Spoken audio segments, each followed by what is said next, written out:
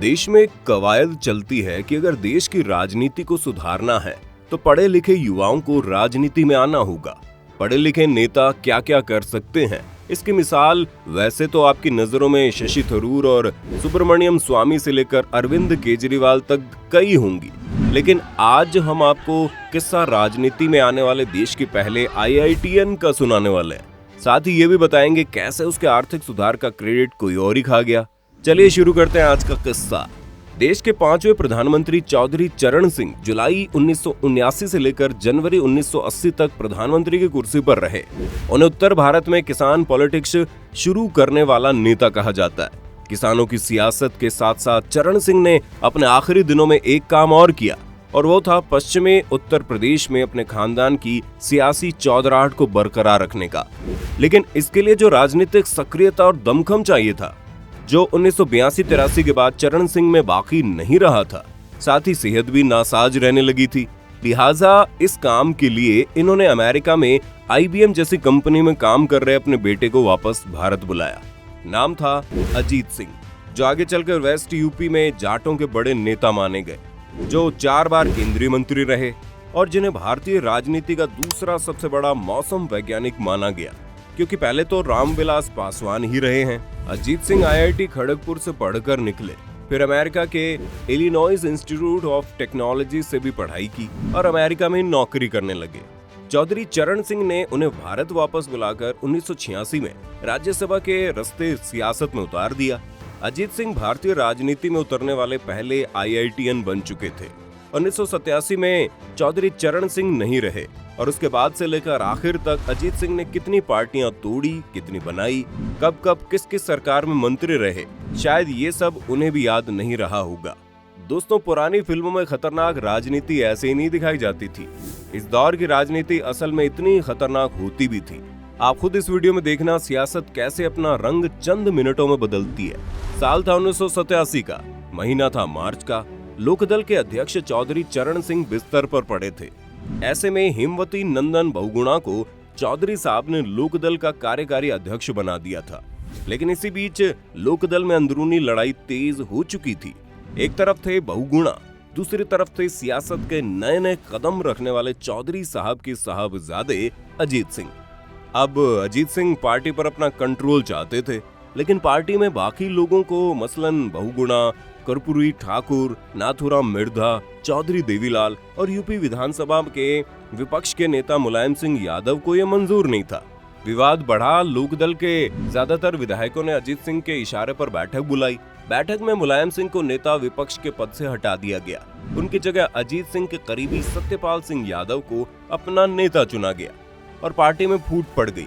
इसी बीच 29 मई 1987 को पार्टी अध्यक्ष चौधरी चरण सिंह का देहांत हो गया और इसके बाद पार्टी लोकदल A और लोकदल B में टूट गई, यानी अजीत गुट और बहुगुणा गुट।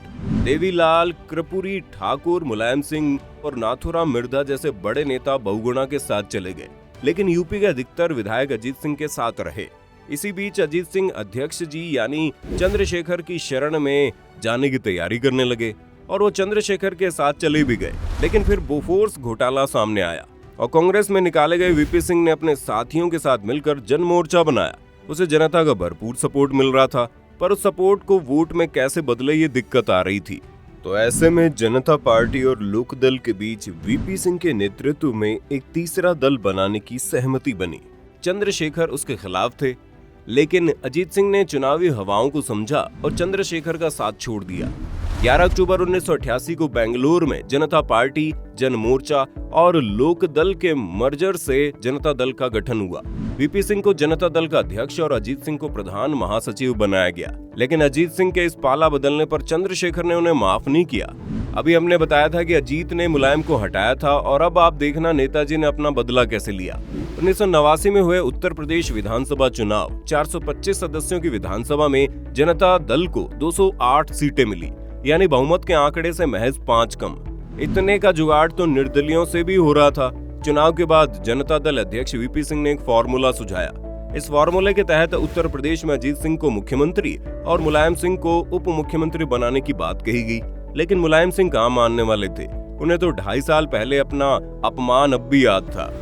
अब जब अजीत सिंह ने बड़े बेआबरू करके उन्हें विपक्ष के नेता पद से हटाया था, मुलायम सिंह ने विधायक दल के नेता पद के लिए चुनाव लड़ने का ऐलान कर दिया और मामले को निपटाने के लिए वीपी सिंह ने दिल्ली से 3 ऑब्जर्वर भेजे, प्रोफेसर मधु दंडवते, मुफ्ती मोहम्मद सईद और चिमन भाई पटेल।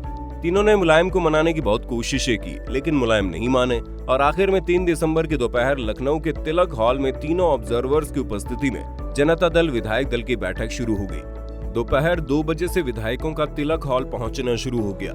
जनता दल के सभी 208 विधायक और 7 विधान पार्षद बैठक में पहुंचे। सीक्रेट बैलेट से वोटिंग कराई गई। मुलायम को 115, अजीत सिंह को 110 वोट मिले। मुलायम सिंह विधायक दल के नेता के चुनाव में अजीत सिंह को पटखनी दे चुके थे और 2.5 साल पहले के अपमान का बदला भी ले चुके थे।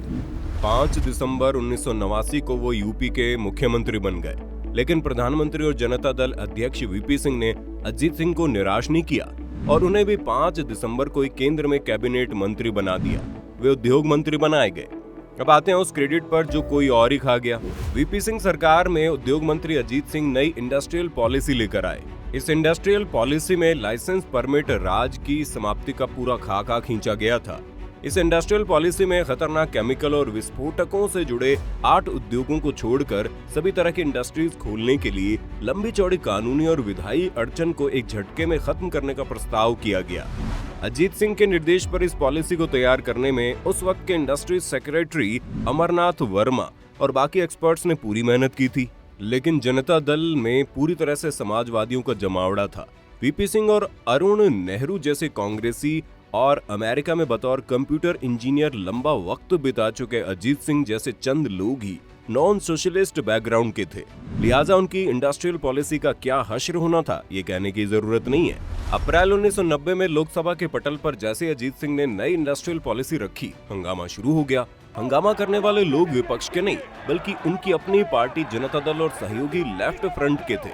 नतीजाजन अजीत सिंह की इंडस्ट्रियल पॉलिसी ठंडे बस्ते में चली गई।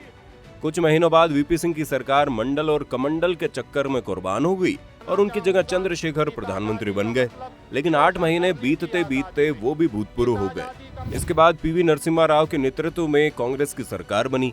नरसिम्हा राव ने इंडस्ट्री सेक्रेटरी रहे अमरनाथ वर्मा को अपना प्रिंसिपल सेक्रेटरी बनाया। तब अमरनाथ वर्मा ने नरसिंह राव को समझाया, सर अब और देर मत कीजिए, पूरा ड्राफ्ट तैयार पड़ा है, अर्थव्यवस्था को भी ऑक्सीजन देने की जरूरत है, इसलिए तत्काल इंडस्ट्रियल पॉलिसी को संसद की मंजूरी दिलवाइए। इस पर राव के वित्त मंत्री मनमोहन सिंह ने अपनी सहमति दे दी और तब जाकर जुलाई 1991 में नरसिंह राव सरकार ने बिल्कुल यही इंडस्ट्रियल पॉलिसी लोकसभा के पटल पर रखी। ये वो मनमोहन सिंह के ऐतिहासिक बजट के चंद रोज पहले की बात है। इस बार भी हंगामा हुआ, कांग्रेस के अंदर और विपक्ष दोनों जगह से, लेकिन राव डटे रहे और इंडस्ट्रियल पॉलिसी को मंजूरी दिलाई। इसके बाद देश उदारीकरण और भूमंडलीकरण के दौर में प्रवेश कर गया, लेकिन अजीत सिंह की मेहनत का क्रेडिट उन्हें किसी ने नहीं दिया और सारा क्रेडिट नरसिंह राव ले उड़े। आपको क्या लगता है, नरसिम्हा राव को अजीत सिंह को क्रेडिट देना चाहिए था? हमें कमेंट करके बताइए। वीडियो पसंद आए तो इसे लाइक और शेयर करना। अगर आप चैनल पर नए हैं तो उसे सब्सक्राइब जरूर कर लें।